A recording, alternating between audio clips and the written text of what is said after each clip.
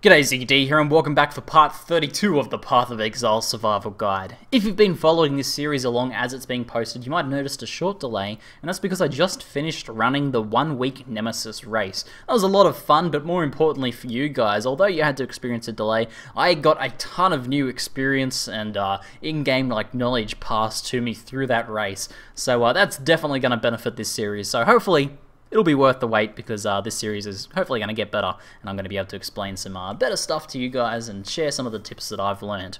But anyway, to sort of just catch up on where we're up to, level 61 currently, we've been farming Fellshrine Ruins and prepared Act 2, so by doing Western Forest side quests and doing a little bit of Fellshrine farming basics, pretty basic stuff there. We're still avoiding side quests like the Great White Beast and stuff like that because they're much higher levels, but we are going to progress through the main story quests, including the Weaver's Chamber and the Chamber of Sins, and try and push as far through Act 2 as we can in this episode. In terms of our character at the moment, we're doing pretty decently in gear. You know, we've got our 5 links set up, we've got okay gloves, we've got everything's kind of okay. Our bow's decent. It's not a very good bow in terms of physical damage. I'd much prefer like a 100% or 90% increased physical damage with a flat physical mod and then attack speed. That would be amazing. But this is still a pretty high DPS bow. It just doesn't scale that well from our passive nodes. So we get pretty decent benefit from this. It's going to work okay, but in the future we're going to try and look for a physical bow. For now though, it definitely works, and I think we're pretty much ready to do some progression. Now you could, if you're sort of not doing so okay in gear, you're really struggling with resist, like I'm kind of struggling with resist, but I can get by with these for now. Then you may want to spend a fair bit more time farming Fellshrine. You can get some pretty good gear in Fellshrine, and you can easily farm it up to level 65 pretty efficiently without too much like XP penalty as you move up towards level 65. So definitely could work pretty fast, but I'm ready to sort of continue myself. So without any further delays, because we've had enough delay already, let's go jump into the Blackwood here and try and find the Weaver's Chamber. Now, in terms of sort of whenever I'm doing progression, I'm going to be running life gain on hit instead of weapon elemental damage. Oh, by the way, the only other change I made was I equipped elemental weakness by fixing up this socket here, and I'm also leveling reduced mana. Now I'm just using it with elemental weakness just because whatever, it saves us some life when we cast. But there is a few reasons why you might want to level a reduced mana gem, even though we don't use mana. Firstly, you could use it with any of your skills on blood magic, that's fine, it makes them cost a little bit less life. Not really that too valuable as a socket there, but it's something you can do. Reduced mana, high level reduced mana gems do sell for a fair bit of currency, so there's certainly no downside to leveling one because they're going to sell for more. So that's always a good reason to level one. The other reason, if you want to level to level 20, you can make it a 20% quality gem using the GCP vendor recipe, which you can look up, and I have a video on it as well. Otherwise, the other reason is we might potentially want to switch this build to mana at endgame. And although we're leveling with blood magic now, and I'm definitely going to be sticking with blood magic now for leveling, because it's just so point efficient and we don't need to worry about anything else. A character like this running on mana would look something like we'd use blood magic support gems for all our skills, and we'd reserve 100% of our mana with 2 auras. We'd probably run Grace and Hatred on this character, would make the most sense. So we'd use a level 9-ish, I think it's level 9 reduced mana, which takes both of those auras down to 50%. So you reserve 100% of your mana. You're still using blood magic, using the blood magic support gem, so you have to sacrifice a blood magic support gem, but at endgame it works out being pretty strong actually. So you can definitely keep this as a pure blood magic character, keep things simpler and more efficient, but there's a lot of benefit to running Grace. You get a lot of extra armor as an Iron Reflex character, and there's a lot of extra damage to be gotten from running Hatred as well. Hatred more so sort of just counters the fact that we have to lose a gem socket, so instead of running weapon elemental damage, we're probably going to be running blood magic, so that sort of counters that, but the extra armor from Grace is sort of something you can't get by being a pure blood magic character. So that might be something I show you guys how to do when we get to endgame, so it's kind of about when we're moving into maps and maybe after we've been in maps for a little while. So I'll probably explain that then. Now the reason this is cleared out is I actually started to record this episode and my computer crashed, so that's unfortunate. It's very, very hot here in Australia at the moment. So maybe the heat killed my computer. I don't know, but we're going to be moving through here. Watching out for the fire from the fire snakes, especially because our fire resist is still quite low, and also punctures as well. The bow, I think it's the melee guy's puncture. I should still be able to face tank this guy with a little bit of flask use. I should be okay. We'll kill this guy off, maybe we get some loot. There we go, there's a corrugated buckler, not going to help me out at all. But basically, in terms of finding the Weaver's Chamber, I'm not doing so well so far, but we're just going to kind of go off in a random direction until we see the webbed area. as you've seen from previous run-throughs. And we're going to run for our lives from the Devourers. Here we go, here's the Weaver's Chamber. So I'll head on in there, and I'll see you guys there. Alright, here we are. Let's talk about clearing the Weaver's Chamber in Merciless. This can be a pretty hard zone. For us, it should be okay. The main thing for Weaver's Chamber is, like, you know, there's a lot of stuff in here that deals chaos damage, but it's a bit too much to ask of a character to get chaos resistant at this point. Like, it's hard enough trying to juggle all the other resists without getting chaos resist, so we pretty much just have to rely on having, you know, high life or whatever it is that we have as our defensive stat, or if you're a CI character by now, then it's not going to be a problem at all. So not too much to consider about in terms of defensive. As long as you're doing okay in terms of gear, and, you know, you're reasonably tanky, you're going to be fine in terms of that. Man, this is taking forever to kill this rare right here. We need to group him up with some other stuff. There we go, we'll go for the single target there. There's that kill. These guys in here will resist lightning as well, and my bow is a high lightning damage bow, and I'm using lightning arrow as well, so it's going to take a little bit longer to kill these guys at the moment. So that's unfortunate. But the other thing, the main thing to consider about whether you can do Weavers solo, and that's kind of the question you should be asking yourself, is how good is your AoE damage? The Weaver boss fight, as you may recall, spawns a lot of adds, a lot of extra spiders, and it's very easy to very quickly get overwhelmed in that fight if you don't have decent AoE damage. So I'm talking things like very strong fire traps, very large AoE abilities, or a lot of DPS and tankiness if you're a melee character. Or, with a character like this, we have pretty decent chaining sort of ranged projectile attack. So we can sort of deal, I think we can dish out enough damage to be able to progress through. We have a lot of Viper Strike stacks here, but I think I can leech through it. Just relying on the tankiness of the character there. Working out alright. But yeah, you need to be able to deal enough damage. There's an early reflect spider there, but it shouldn't be a problem. You need to be able to deal enough damage to damage the Weaver while also maintaining the number of adds. So we'll see how we go. I'm fairly confident, but the amount of lightning resist on these mobs as well might make it a little bit trickier. We'll see. As you can see, it's taking quite a while to kill these guys because I'm pretty much relying on lightning and only a bit of physical damage at the moment. Oh, there's a level 62. So we'll go ahead and grab this. There's our first level in our reduced mana as well. Now, I believe, yes, we were heading up through the heavy draw cluster, so we're going to start to get nice increases in damage now. However, as I said, our bow isn't pure fizz at the moment, so it's kind of like a hybrid fizz lightning damage bow.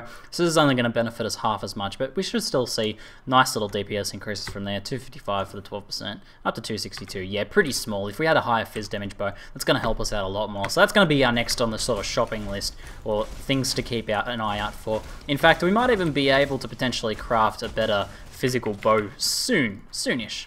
Ranger bow, maybe we could craft a better fizz bow soon. We'll see how we go. Otherwise, I'll be shopping for one. Obviously, using my elemental weakness curse is going to help with these guys and their high lightning resist.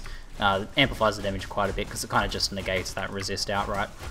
Something I forgot to mention, and I've been wanting to mention actually, is someone rightfully pointed out in one of my other videos that conductivity is an excellent alternative to elemental weakness, and I think it's actually probably superior for lightning arrow itself because it's going to give us more chance to shock as well, which is a big source of extra damage in this build. So definitely run conductivity if you can. Like, I'll probably try to keep an eye out for one soon, and I'll level one as soon as I get one and use that instead.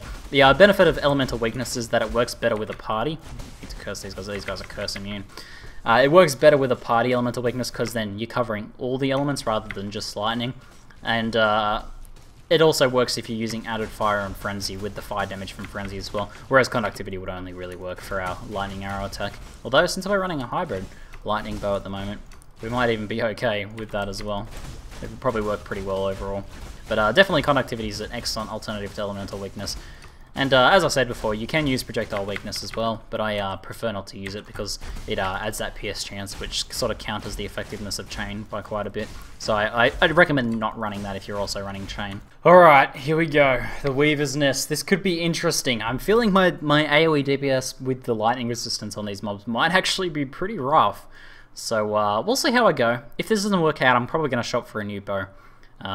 Because Chamber of Sins won't be any better. They're all lightning resistant in there as well. This is going to be a little bit of a hurdle for this if you're playing with this character as well. But let's see. We should be able to life gain on hit will carry us through in terms of healing, because there's so many adds in here. Oh, it might work. Once we get rid of these... Whoa! We need to use that Jade Flask there. The Weaver hitting very hard. I might have to pop a TP soon. Whoa! She hits so hard. Let's see if I can kite them up a little bit. Let's use my elemental weakness curse there. We've got another flask ready. Got some more flask charges coming, that's good. We are dealing damage, doing alright. We're taking some big hits there though. I think I might actually need to kite her just a little bit, and that should probably work out alright. I was thinking the just being able to face tank with the life gain on hit would be the best way to approach it, but the melee attack, like up close, we're taking a lot of damage there. So I think I can sort of avoid the majority of damage by sort of just kiting and using the healing there as well. We're doing pretty good damage as well. I'll curse her. I'm not going to bother using temporal chains in here. There's just too many targets that it's not going to matter. I'm better off just dealing more damage for now. We've got a lot of spiders in here now, so I'm going to have to clear some of these guys out. Let's curse just a few of them there. Go chain! Oh yes, we can see the damage amplification of chain there, and lots of shock stacks going off as well. All these spiders coming out. I think she's popped up now. Is she gone up or is she still down? No, she's still there. Alright, I'm going to have to work out some of these guys here. Let's drop a TP just sort of there. We can come back to that if we want to. Sort of a preparation TP. We'll want to leave here after anyway, so that's not going to be waste. Better to be safe than sorry with that sort of thing there. So, oh, it's definitely a tense fight. Weaver is always super scary. So if you're not sort of sure of your AoE DPS, the best thing to do is like team up with one other person who's also sort of a bit unsure, or who has decent AoE, or you know. This brings us on to an interesting topic which I can kind of talk about while I'm doing this fight, because this will take a little bit while. You can see she's got the ES as well there, so we need to keep up the sustained damage as much as possible. I'm going to see if I can face tank for a bit. Use my Jade Flask. I'll try and face tank when my Jade Flask is up, and run away when it's not. So let's move back now and keep up the healing. We got a life down a bit there. That's going to be my strategy actually. So Jade Flask is up. I'm going to try and face tank now. And damn, it looks like an ES healed just there, which we might have missed damaging her for a little while. But while I'm doing this, I'll try and explain this sort of other idea I've been thinking about. Someone in the thread for this build actually, the Lightning Arrow Ranger, said that, you know, they were having a lot of problems progressing, getting the right gear, just struggling through things and being unsure of what to do and where to farm and things like that. And they said they joined a guild, and straight away, you know, people helped them out with gear that they had ready to go. They got lots of easy trades, and people helped them out with progressing. Looks like we've got the Weaver down half now, so that's good. But that's definitely harps on a really good point here. I'm doing this entire thing solo, and it will be struggle bear mode some of the time. That's kind of just the way it is. It is possible to get to endgame, and you know, even a new player can potentially get to endgame by themselves. But you're always going to have a much easier and a much more fun time playing with a group. Now, there's tons of guilds in Path of Exile that are recruiting, looking for people, and you know, they're going to be able to help you out with that sort of stuff. Lots of builds oriented towards beginners, and who knows? When I start live streaming soon, I might even make one myself. But we'll see how that goes. I'll keep you guys informed about that. But there's going to be plenty of guilds and groups that you can join and people that you can play with. So definitely I highly recommend it, because some of the most fun I've ever had in Path of Exile has definitely been when I've like joined up with a group of cool people and done sort of cool, challenging things together, and progressing through the game with some people that are also experiencing the same things. It can be really awesome. But there's the Weaver kill. It was a pretty long fight, pretty intense, but we managed to get through it. Obviously everything in here resisting lightning was a bit rough, but we still sort of did okay. Chain sort of pulled through for us. Now please make sure you get Malagara's Spike. I'm pretty sure I've said this before, but we don't actually need to stick around here. None of these guys are giving us XP anyway. So please make sure you get Malagara's Spike, otherwise you're going to have to kill her again. So I can now turn this into Silk here and get our quest reward as well, which is a bow. So let's go for the bow. See what we get. Nah, pretty average, so I'm just going to go ahead and sell that. Along with these other things I got, I don't think these will be any good either. Oh, that's actually a really nice shield for this level. The resists are rolled a little bit low, but it's actually really nice. So that's a try-resist item. Whenever you see triple resists like that, and as long as they're not like 7 or something, that makes it sort of an instantly valuable item. And then when you roll life on that as well, then that makes it a definitely valuable item. And then on top of that, this also has a little bit of evasion. Not very much evasion, but a decent amount. So that's definitely a sellable item there, or one to keep for an ult if you're going to roll like a shield using character yourself.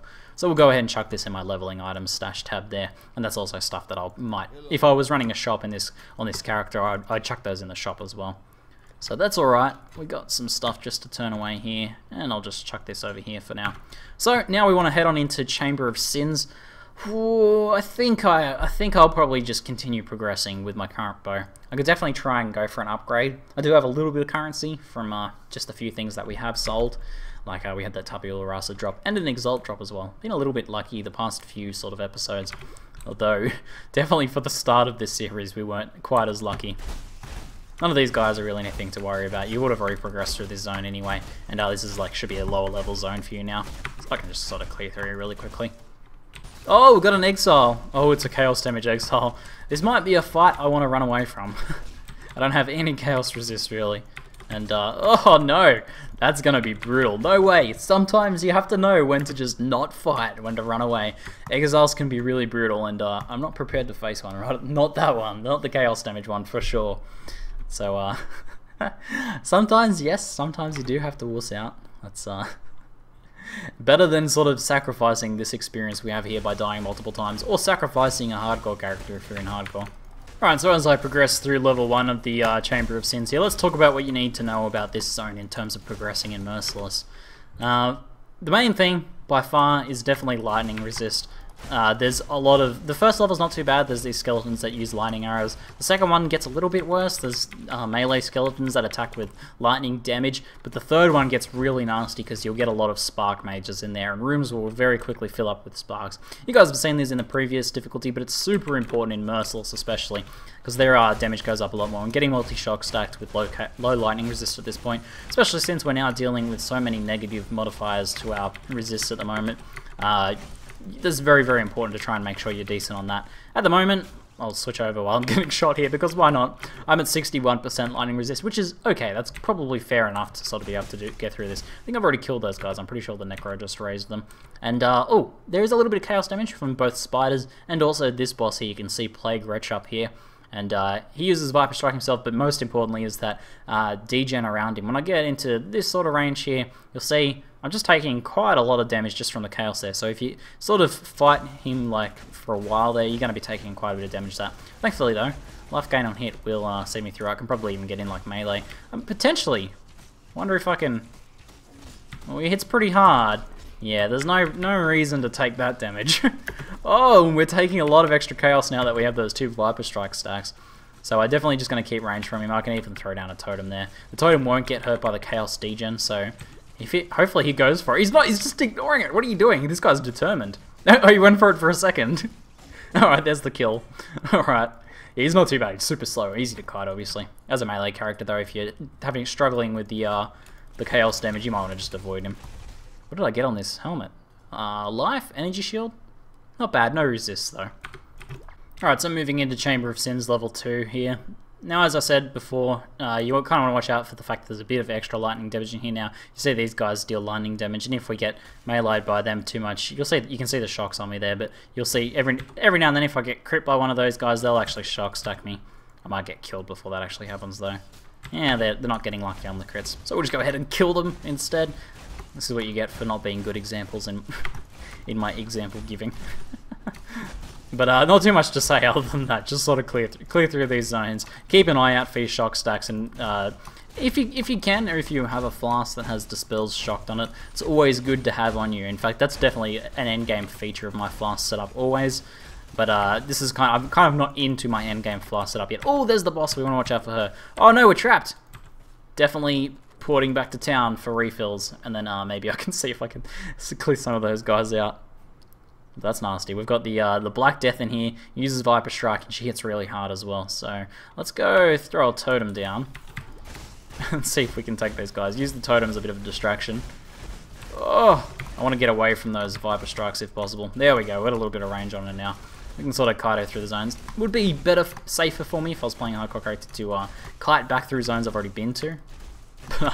We'll just keep going this way. I think she's lightning resistant as well. Just my luck. All these spiders lightning resistant.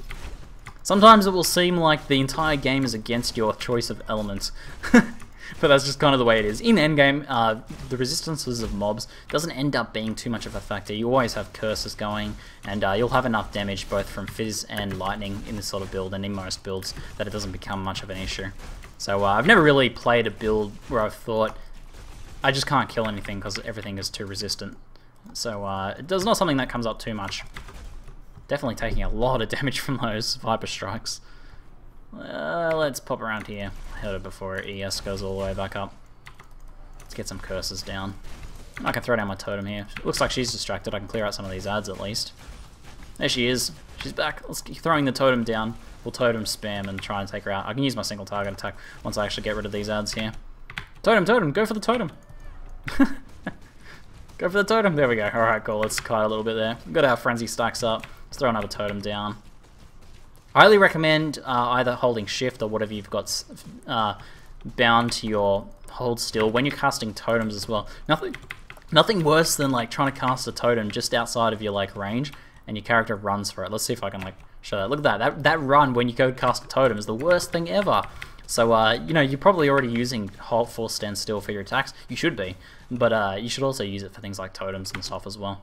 And curses and stuff, anything that you're trying to cast at a bit of a range. I don't know if totems count so much, but... sorry, I don't know if curses count so much, but definitely totems. Just to make sure that I'm not ever going to, like, force my character to run somewhere I don't want them to run. Here's a pretty good point. Even if your lightning resist is really high, definitely keep an eye out for those necromancers there. You'll see their cast conductivity on me, bringing my lightning resist down to 21%. 21% is asking from death. Especially look at these guys here. These are gains power charges mobs. So these guys will have more chance to crit you, which means more chance to shock stack, which means combined with like the conductivity curse, means that we're going to take a lot of extra damage from lightning there, and a lot of extra damage overall. You can die very, very quickly with shock stacks. It's just kind of the way it works, means if you get shock stacked once, the second shock stack will last much longer because you take more damage, and the length of the shock stack is based on the damage dealt to you. So by amplifying the damage taken, you know, it sort of just adds up and compiles, and the third shock stack will last forever if you're not already dead by that point, which you probably are. Whoa! Whoo! That's why you don't run into a room like that. I don't know if I had conductivity up as well then, but even without getting hit by all those skeletons, oh man, that was close. I'm not even playing hardcore at the moment, but that got my heart racing because, as I've said before, I like to always play as if I'm playing hardcore, and I don't like to let my character die if I can help it. And oh, that was awesome. That was pretty close, man. That health went down pretty quickly. I didn't see any shock stacks then even, so you can imagine if one of those happened to be a crit and I got shock stacked, would have been brutal. So that was pretty good fun. I'm gonna kind of have to draw these guys out. I can use some totems to sort of stack them up on there and kill them. These guys are all obviously lightning resistant as well, so using my curse will help take them down a little bit. Alright, here's the waypoint. If you're unsure about your progression and you're not sure whether you'll be able to finish the Chamber of Sins in one go, make sure you do keep an eye out for this on level 2. And it just kind of spawns in a random room, not usually near any of the doors, so I don't think there's any sort of sense to it, but I suspect it's kind of something like there's a door, there's a waypoint, and then the third door will be at an opposite sort of end, so I imagine the exit is also up in this direction, because that's the way they tend to lay out most zones in the game. So I haven't like looked for the Chamber of Sins waypoint enough to sort of know that for a fact though, so you'll kind of just have to take that with a grain of salt. Alright, Chamber of Sins level 3. Again, watch out for the Spark Mages in here. Combined with the previous mobs you've encountered, there's now going to be a bunch of Spark Mages. So they aren't too dangerous, like sort of by themselves, or just taking, you know, a spark every now and then. In an open area, they're not too bad. But if I run into that room right now, especially because there's a shrine in there, you can already see how many sparks are starting to fill up this room. This isn't as bad as it used to be, actually. Sparks had their sort of travel distance or duration or something lowered in a recent patch, but before it would like fill up the room so much because they just bounce around forever. But even still, in a sort of smaller room, the sparks are going to bounce around a lot. You're going to end up taking a ton of them. You can tell the ones with the shrine effect under their feet are desynced because they shouldn't have the shrine effect if they're out in this room. That's what they keep disappearing. But this guy here, we should start sort of pointing out rares and what they actually have as well, because that's definitely something to pay attention to. This guy's got extra fire damage with powerful crits and gains power charges. Yeah, that's a pretty nasty combination. Firstly, he's also a lightning damage mob, so he can shock stack, but what it means is he's going to crit often and he's going to crit hard. And when he does, it's going to ignite you with a really huge burn, and that's going to give you a very harsh dot damage. That's going to take you down pretty quickly, so you want to watch out for things like that, because that will kill you pretty quickly. Path of Exile is a game that's out to kill you. Okay, so once you kind of hit a long hallway just like there, it's pretty obvious. It's the only long hallway in this sort of zone here without any doors. You'll know you're coming up on the boss room. We've sort of seen this before. But this guy's super dangerous. So what we're going to do, we're going to be trying to clear out these ads first. So I'll curse these guys. As soon as we see him, I'm going to curse him with temporal chains. There he is. So let's... Oh, am I like desynced or something? Let's use my OS there. Alright, so we're going to be using temporal chains and our decoy totem. That's going to slow him down and distract him. And we want to keep him at range as much as possible so that he's not attacking at all. And if possible, you want to cast your decoy totem on the opposite side of him. As you can see, if I cast on that side of him just there, just slow him down again. If I cast on the same side that I'm on, the lightning projectiles can still go through and hit you. Especially if you got, you know, not capped lightning resist, you're going to take a fair bit of damage from those. So watch out for that. And in melee damage, it just does a ton of damage. So slow him down. Keep using our decoy totems. And we've got like this whole hallway here that's just made for kiting Fidelitas. So that's going to work out pretty well. The temporal chain is going to make it take longer for him to kill the totem. There we go. No, go for the totem, not me. We'll slow him down again. There we go. We'll throw another totem down. Keep going for the totem. Another totem. There we go. Keeping that totem span. Totem abuse.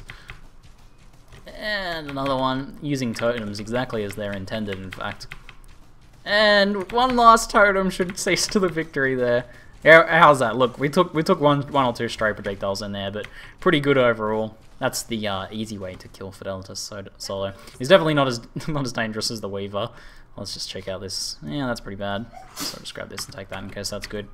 And make sure to go grab the Baleful Gem. You don't need to talk to any of these NPCs, by the way. Just as a little tip, if you want to save a few extra precious seconds, you don't need to talk to Helena. She'll find her own way back to town. It's kind of funny. But there's the Baleful Gem. Make sure you do grab that. Same as the Malagara's Spike. If you don't, you're going to have to go back and kill Fidelitas again later. So there's Helena. Actually, I don't even... Yeah, we do need to... Oh, I don't think we even need to talk to her, actually.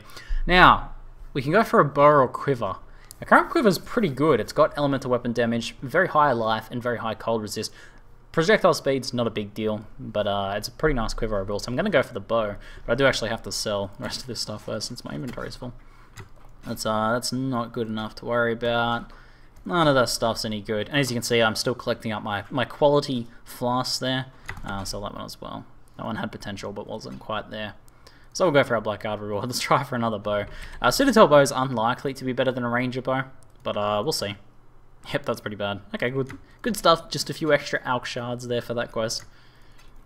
But it looks like we're doing pretty well. We actually have quite a few Alks now, alterations now. So what we're going to do is head over to Yena here, and we're looking to get a Sanctified Flask. Yes, perfect. There's no quality ones at all. I don't even know if quality ones can spawn in the shop at all. But we already have, I'm pretty sure, if you find a quality one, you'll want to use that instead because it saves you some quality. Do we actually have some baubles? We do. We might as well craft this all the way up. How are we going in terms of our other flasks? We have a 20% jade. Eventually we'll want to go for a 20% granite. In fact, we can do that as well. Ooh, I'm tempted to go for the granite now then. Very easy to get a Sanctified Life Flask. Let's craft the granite. Now the reason I want to do a granite instead of a jade. Jade's good if you find a jade, go ahead and use a jade. It's good until you get a granite. Granite's slightly better. They both do the same thing on an IR character. They both give you armor. They both give you the same amount of armor. But as you can see, the granite flask uses 30 of 60 charges, whereas the jade flask uses 40 of 60. So you can use this twice, chain it together twice, and you can only use this sort of once there before you need to refill it a bit. The duration on the jade is slightly longer, but I think I prefer chaining two together. Overall, you're getting much more out of it. So I definitely prefer the granite flask on an IR character if I can. Now, we had already rolled 64% increased armor, but we can do much better than that. Let's see if we get lucky. We're going to try, what we're trying to roll here is Iron Skin as the suffix, which is the increased percent armor. And potentially as the first one, we want increased charges gained, which, do we have any with that already? I don't think so. But we want increased charges gained, or something like increased charges of the total flask, or something like that. But there's 12 extra charges, so we can augment that. And we got the spells frozen and chilled, so we don't want that. What do we get there? Avengers of Fending. There's oh, it's an evasion roll. That's unfortunate. There's remove bleeding with extra charges. We do want to remove bleeding flask at some point, but not that one. Not that one. There's 14 extra charges with knockback, 23 extra with knockback again. Movement speed, no good. Oh no. Oh, there we go.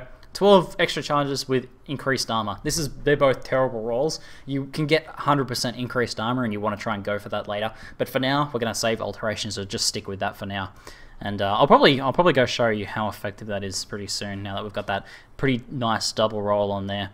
And otherwise, though, I'm going to craft my Sanctified Flask. I could quality this up, but I'll just craft this one now and quality a different one later. So what do we actually... We want a long sort of heal here, so I'll sort of tell you what mods we get here. We got reduced amount recovered, instant recovery and low life. Panicked is probably not too good for us. Catalyzed increased recovery speed.